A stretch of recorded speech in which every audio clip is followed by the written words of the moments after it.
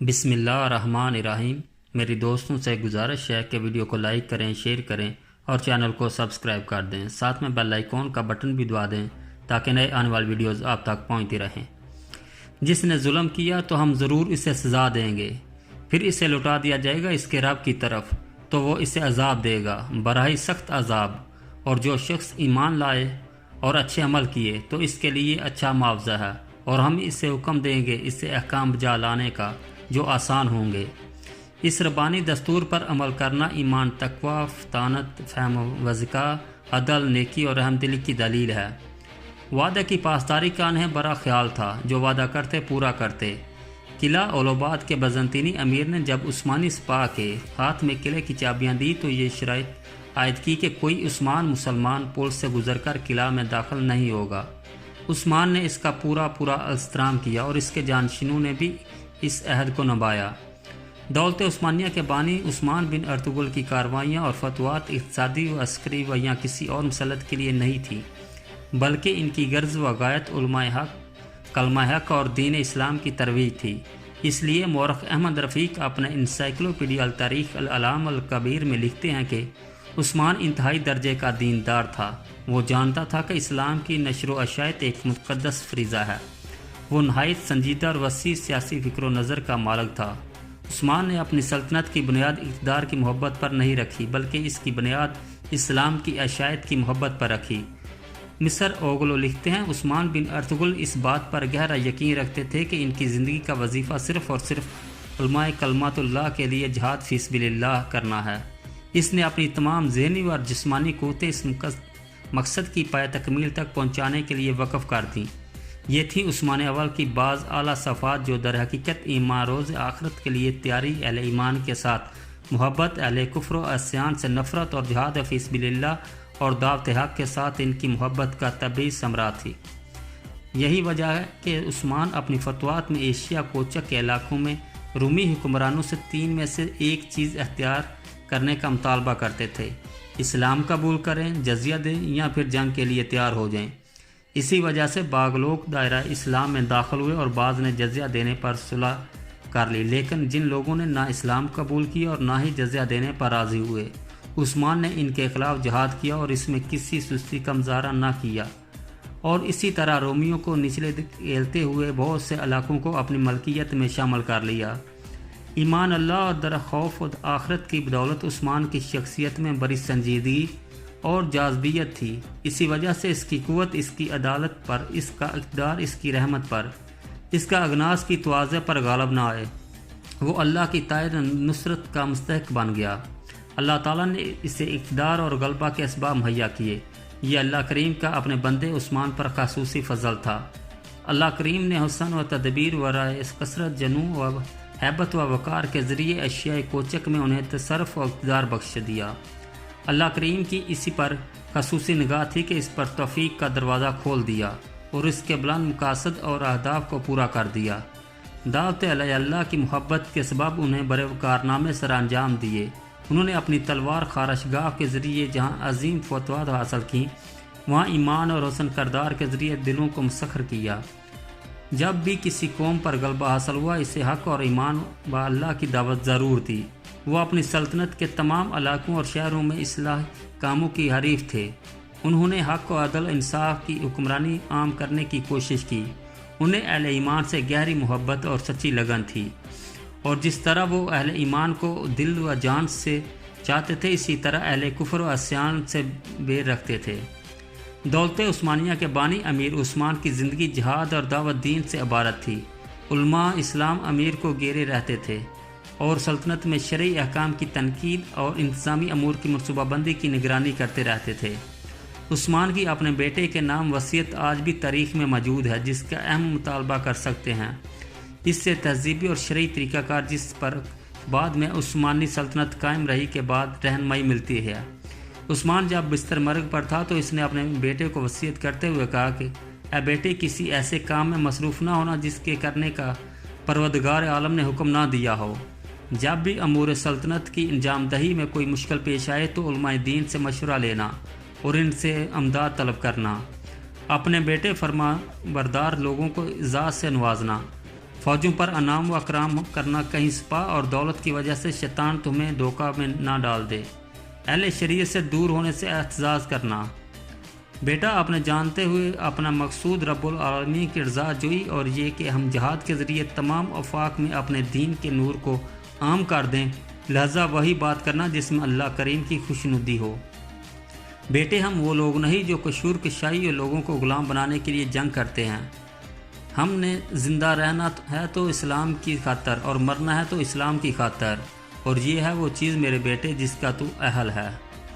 التاریخ السیاسی الولت العثمانیہ میں ایک دوسری روایت بھی ہے جس میں عثمان کی اپنے بیٹے کے نام وصیت کو ان الفاظ میں بیان کیا گیا ہے: اے بیٹے، اسلام کی عشائت لوگوں کی اس دین کی طرف رہنمائی اور مسلمانوں کی عزت و آبرو، مال و دولت کی حفاظت تمہارے ذمہ قرض ہے۔ اللہ تعالیٰ کے حضور تمہیں اس بارے جواب دہ ہونا ہوا ہے۔ اور کتاب ماساتہ عثمان میں اس وصیت کو قدر مختلف الفاظ میں بیان کیا گیا ہے۔ عثمان اپنے بیٹے اور خان کو وصیت کرتے ہوئے کہتا ہے: اے بیٹے، میں اپنے رب کی بارگاہ میں جا رہا ہوں، مجھے آپ پر فخر ہے، آپ رایا کے ساتھ عدل کریں گے اور رائے خدا میں دین اسلام کی عشائت کے لیے جہاد کریں گے۔ اے بیٹے، میں وصیت کرتا ہوں ہمیشہ علماء امت کا خیال رکھنا، ان کی عزت و تکریم میں کوئی فرق نہ آنے دینا، ان کے مشوروں پر عمل کرنا کیونکہ وہ بھلائی ہی کا حکم دیتے ہیں۔ اے میرے لخت جگر، ایسا کام نہ کرنا جس میں اللہ تعالیٰ کی رضا نہ ہو۔ اگر کوئی مشکل پیش آئے تو علماء شریعت سے پوچھنا، وہ یقین بھلائی کی طرف آپ کی رہنمائی کریں گے۔ یاد رکھیے اے میرے بیٹے، اس دنیا میں ہمارا راستہ صرف وہی راستہ ہے جو اللہ تعالیٰ کا بتایا ہوا راستہ ہے، اور ہمارا مقصد وحید دین کی عشائت ہے، ہم جو مال کے طالب نہیں۔ التاریخ العثمانی المسور میں اس وصیت کی ایک اور عبارت بھی مقتول ہے۔ عثمان اور خان سے کہتا ہے: بیٹوں اور دوستوں کو میری وصیت جہاد فی سبیل اللہ کی تسلسل کو قائم رکھتے ہوئے دین اسلام کو ہمیشہ سربلند رکھنا، مکمل ترین جہاد کے ذریعے اسلام کے مقصد جھنڈے کو تھامنے رکھنا، ہمیشہ اسلام کے خادم رہنا، کیونکہ اللہ تعالیٰ نے مجھے جیسے ایک کمزور بندے سے شہروں کو فتح کرنے کی خدمت لی۔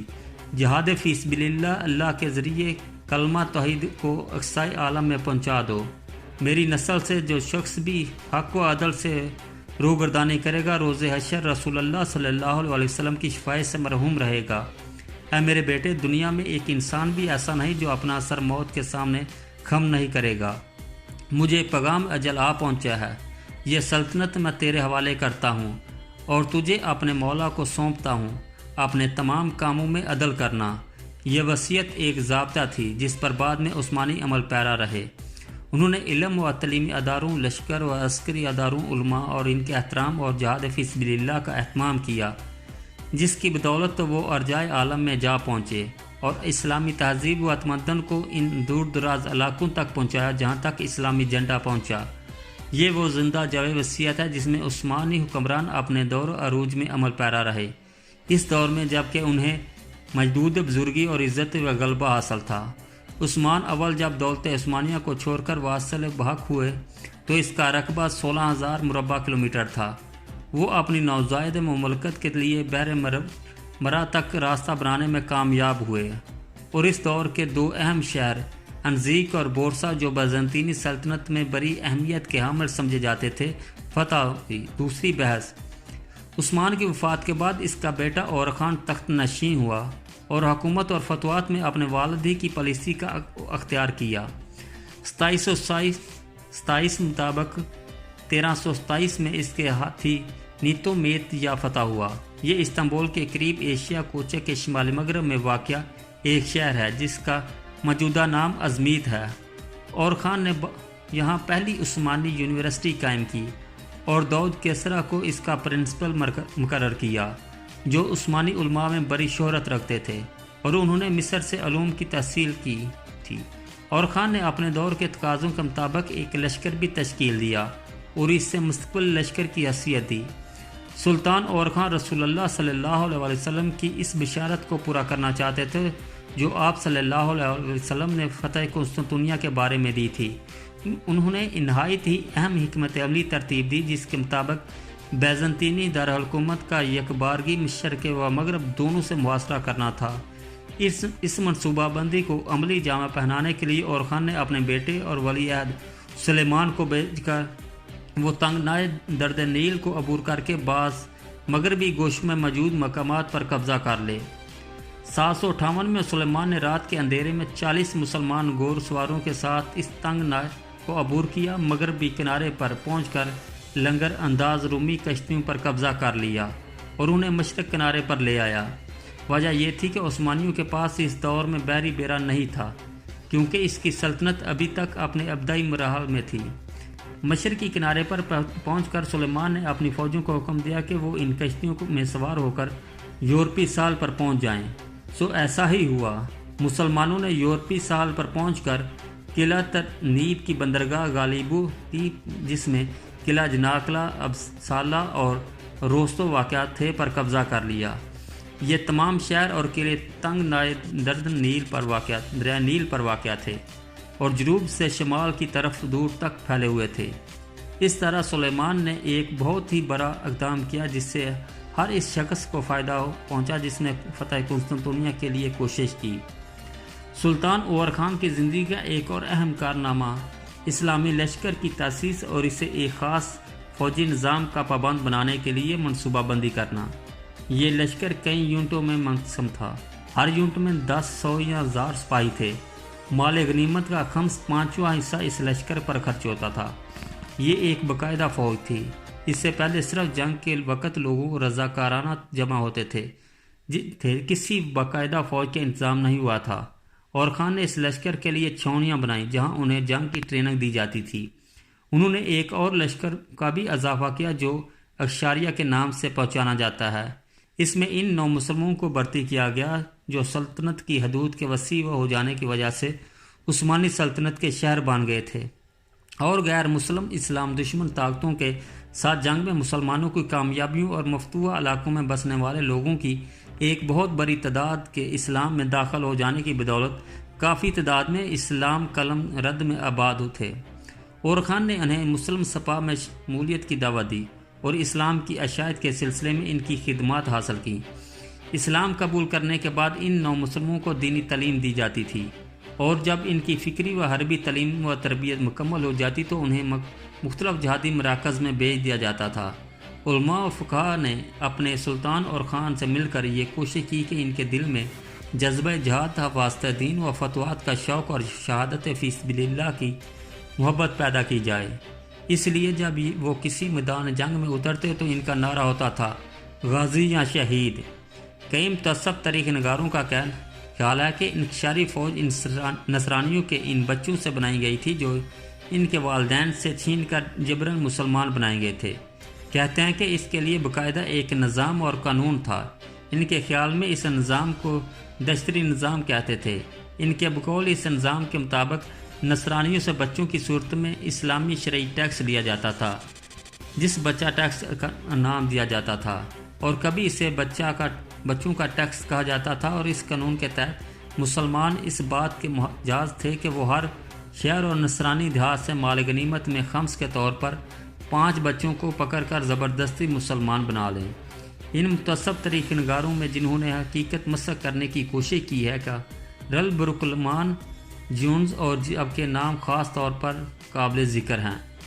حالانکہ حقیقت یہ نہیں، اصل صورتحال یہ ہے کہ ان کا مذمومہ نظام جس کے تحت مسلمان بچوں کی صورت میں ٹیکس لیتے تھے ایک جھوٹی کہانی ہے جسے اور خان اور مراد خان بن اور خان کی تاریخ میں زبردستی داخل کیا گیا ہے اور بعد میں آنے والے تمام عثمانیوں کو اس کی وجہ سے مورد الزام ٹھہرایا گیا ہے۔ بات صرف اتنی سی ہے کہ دولت عثمانیہ نے نصرانیوں کے ان بچوں کی کفالت کا ایک باضابطہ نظام کر رکھا تھا جو مسلسل لڑائیوں کی وجہ سے یتیم رہ جاتے تھے اور ان کا کوئی پرسن حال نہیں ہوتا تھا۔ اسلام جو دولت عثمانیہ کا دین تھا بچوں کی صورت میں ٹیکس لینے کی کسی بھی صورت اجازت نہیں دیتا۔ یہ محض الزام ہے جو در حقیقت متعصب نصرانی مورخین کی اسلام دشمنی کی غمازی کرتا ہے۔ جنگوں اور مارکوں کی وجہ سے بچوں کی ایک بہت بڑی تعداد اپنے ماں باپ سے بچھڑ جاتی تھی۔ مسلم حکمران عثمانیوں نے ایسے تمام بچے جن کے ماں باپ مائیں ان سے بچھڑ گئی تھیں اور وہ مختلف شہروں کی گلی کوچوں میں آوارہ پھر رہے تھے، کی کفالت کا اہتمام کیا، ان کے روشن مستقبل کی انہیں ضمانت مہیا کی۔ اور کیا روشن مستقبل کی دائمی ضمانت اسلام کے علاوہ کسی اور دین میں موجود ہے؟ اگر مسلمان اس بات کے حریف تھے کہ آوارہ گرد کمسری کا اشکار بچے اسلام کو اپنے گلے کا زیور بنا لیں، تو صرف اس بات پر انہیں یہ جھوٹے الزام دے سکتے ہیں کہ مسلمان بچوں کو ان کی ماں باپ سے زبردستی چھین کر انہیں جبراً مسلمان بنا لیتے تھے۔ افسوس تو اس بات کا ہے کہ اس کذب بیانی، الزام تراشی، سفید جھوٹ اور بہتان عظیم کی کلئی کھولنے کے بجائے بعض مسلم تاریخ نگار اپنے سکولوں و کالجوں، یونیورسٹیوں میں اس کا باقاعدہ درس دیتے ہیں اور اسے اس انداز سے اپنے طلباء کے سامنے بیان کرتے ہیں کہ گویا یہ ایک مسلمہ حقیقت اور کھلی سچائی ہے۔ بہت سے مسلمان تاریخ نگار ایسے ہیں جنہوں نے ان متعصب مورخین کی کتب سے بہت زیادہ اثر قبول کیا ہے۔ ان میں سے بعض تو ایسے ہیں جن کی اسلام دشمنی کوئی ڈکی چھپی بات نہیں، سو یہ بہت سے بہتان کا اپنی کتابوں میں بار بار تذکرہ کرتے ہیں۔ ان میں سے ایڈوکیٹ مورخ محمد فرید بیگ اپنی کتاب الدول العقیدۃ الاسلامیہ میں، ڈاکٹر علی اسون اپنی کتاب تاریخ الدولۃ الاسلامیہ، مورخ محمد کرد علی اپنی کتاب حفظۃ الشام میں، ڈاکٹر عمر عبدالعزیز اپنی کتاب محاضرات فی تاریخ الشعوب الاسلامیہ میں، اور ڈاکٹر عبدالکریم غریبہ اپنی کتاب العرب والاتراک میں اس بہتان کا بار بار ادا کرتے ہیں۔ حقیقت یہ ہے کہ یہ کہانی محض جھوٹ، افطرا، پردزاری اور الزام ہے۔ اس کی دلیل کسی مسلم کتاب میں موجود نہیں۔ صرف مشترکین کی تحریری اس کہانی کا مقصد ہے کہ مسلمان نصرانیوں سے بچوں کی صورت میں ٹیکس لیتے تھے اور ایک قانون کے تحت شہروں اور دیہاتوں سے بچوں کو ان کے والدین سے زبردستی چھینا جاتا تھا۔ ایسے متعصب مشترک علماء میں جب نصرانی مورخ سوموفیل اور بوکلومات کے نام خاص طور پر قابل ذکر ہیں۔ یہ ایسے لوگ ہیں کہ اسلامی نظریات و حیات و تاریخ اسلامی کے بارے میں، ان کے عزائم کے بارے میں ہم اطمینان کا اظہار نہیں کر سکتے۔ یہ مسلم تاریخ کو جان بوجھ کر مسخ کرنا چاہتے ہیں اور اس طرح آنے والے مسلم نسلوں کو اپنی تابناک تاریخ سے متفر کرنا چاہتے ہیں۔ جن بچوں کو خصوصی جہادی تربیت دی جاتی تھی وہ نصرانی نہیں ہوتے تھے، بلکہ یہ ان مسلمان والدین کے بچے ہوتے تھے جو نصرانیت ترک کر کے اسلام قبول کر لیتے تھے اور اسلام کو بطور حیات بخوشی اپنا لیتے تھے۔ یہ لوگ بخوشی اپنے بیٹے حاکم وقت کی خدمت میں پیش کر دیتے تھے تاکہ ان کی اسلامی اصولوں پر تعلیم و تربیت ہو سکے۔ رہے باقی بچے تو ان کا تعلق ان بچوں سے ہوتا تھا جو جنگوں میں یتیم رہ جاتے تھے، ان کا کوئی پرسان حال نہیں ہوتا تھا۔ دولت اسلامیہ ایسے بچوں کو اپنا لیتی تھی اور ان کو اسلامی اصولوں پر تربیت کرتی تھی۔